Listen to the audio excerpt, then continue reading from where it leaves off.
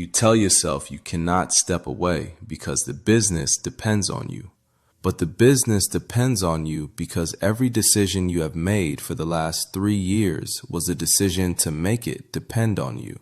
Every time you said, I will just do it myself. Every time you rewrote something your team sent over. Every time you stayed in the loop on something you did not need to be in. Those were not accidents. Those were design choices. You built this on purpose, just without realizing it.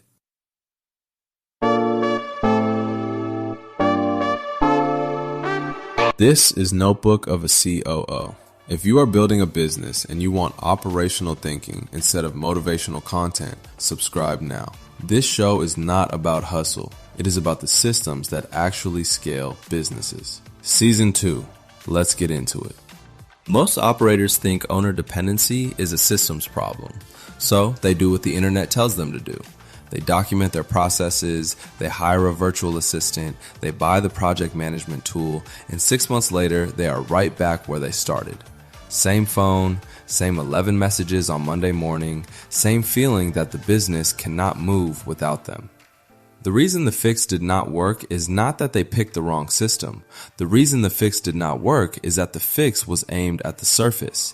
The real problem is 3 beliefs that live underneath every decision an operator makes about their business. 3 traps that every owner-dependent business was built on top of. Name them, dismantle them, or every system you build becomes another thing only you know how to run. Let me describe an operator for you, and you tell me if this is you. You have documentation. You built the SOPs. You have a team, maybe 2 people, maybe 5, maybe 15. You have a project management tool. You have a CRM.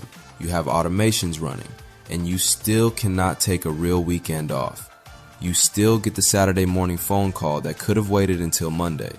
You still check the inbox on vacation because you are the only one who knows how to handle a certain type of email. You already did the work everyone told you to do, and the business still runs through you. That is not because documentation does not work. That is because documentation is not the level you are stuck at. You are stuck at the belief layer. Drop a comment if you have already tried documentation and delegation and still cannot step away. I want to hear where you are. Trap 1.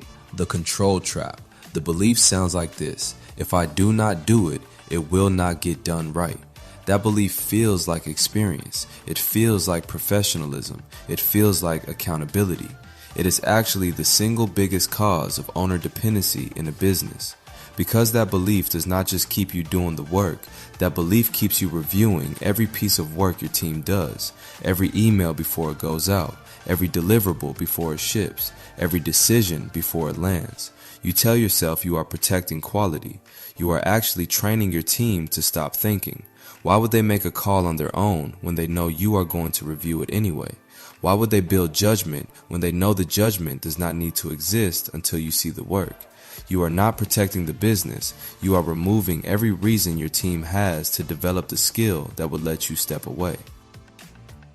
The fix is not a process. The fix is a decision. You decide that for the next 30 days, you will not review any output in a specific category before it goes out.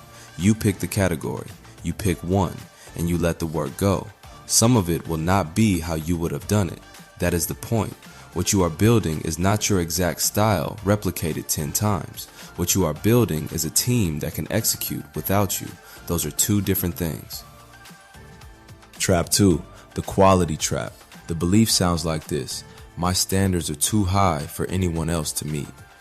This one feels different from the control trap, but it is actually the control trap in a different costume. Here is how you know you are in it. Your team produces work. You redo it. Not edit it, redo it. You tell yourself it would have taken longer to explain what you wanted than to just fix it yourself. That story is true in the short term. It is a disaster in the long term. Every time you redo someone's work without giving them the feedback that would have let them do it right themselves, you are teaching them that the finish line is not their finish line. The finish line is your version, which means they stop trying to find the finish line. They just hand you something and wait for you to take over. You built that pattern. The fix is not to lower your standards. The fix is to teach the standard. Write down what done looks like for the 3 most common deliverables in your business. Not a vague description, a specific one. What makes something acceptable? What makes something excellent? What makes something unacceptable and requires a redo? Then give that document to your team. Most operators have never actually written this down.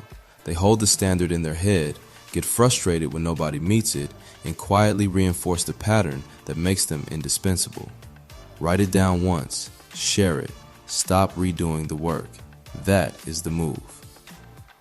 Drop a comment if you redid a team member's work this week. First step is naming it.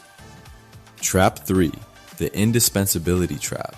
This one is the quietest of the 3, and it is the hardest to see because operators almost never admit it to themselves. The belief sounds like this: the business only works because of me personally. And somewhere underneath that belief is another one: I am not sure who I am if the business can run without me. I want you to sit with that for a second, because the reason most operators never actually build a business that runs without them is not that they cannot figure out how, it is that they do not want to. Being needed feels like being valuable. Being indispensable feels like being important. And the thought of a business that hums along whether you are there or not can feel, on some level, like a loss of identity rather than a win. That is not a character flaw. That is a human response to building something with your own hands for years. But it is the trap that keeps the ceiling exactly where it is. Every time a system you built actually works without you, some part of you feels a flicker of something that is not pride. It is a small discomfort. A small, wait, what am I for now? That feeling is not a signal that something is wrong.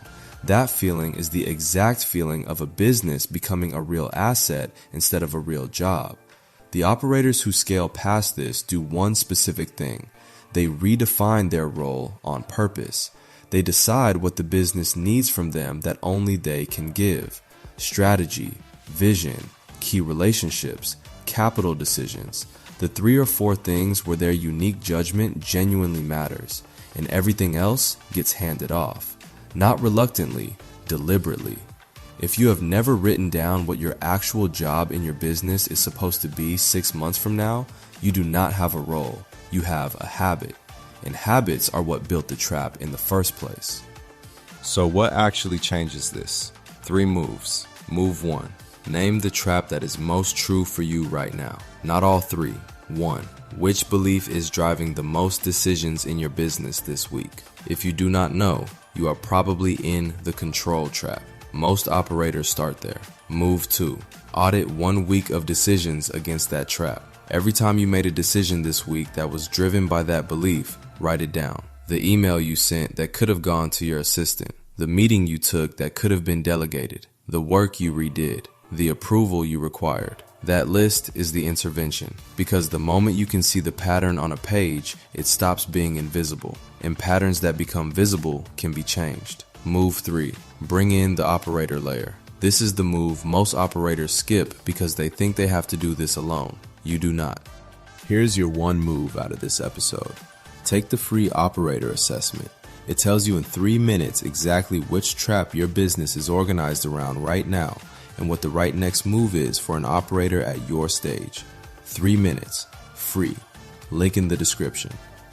And if you already know this describes you, if you have already tried the documentation, the delegation, the hiring, and you are still the business, send us a DM with the subject line COO on demand, and we will get you the details. We only have 8 seats left, and they will fill fast. If this episode made you uncomfortable in a useful way, share it with one operator in your world who needs to hear it. Subscribe if you have not. There is more coming. Wherever you are, that is exactly where you are supposed to be. But that does not mean you have to stay there. Until next time.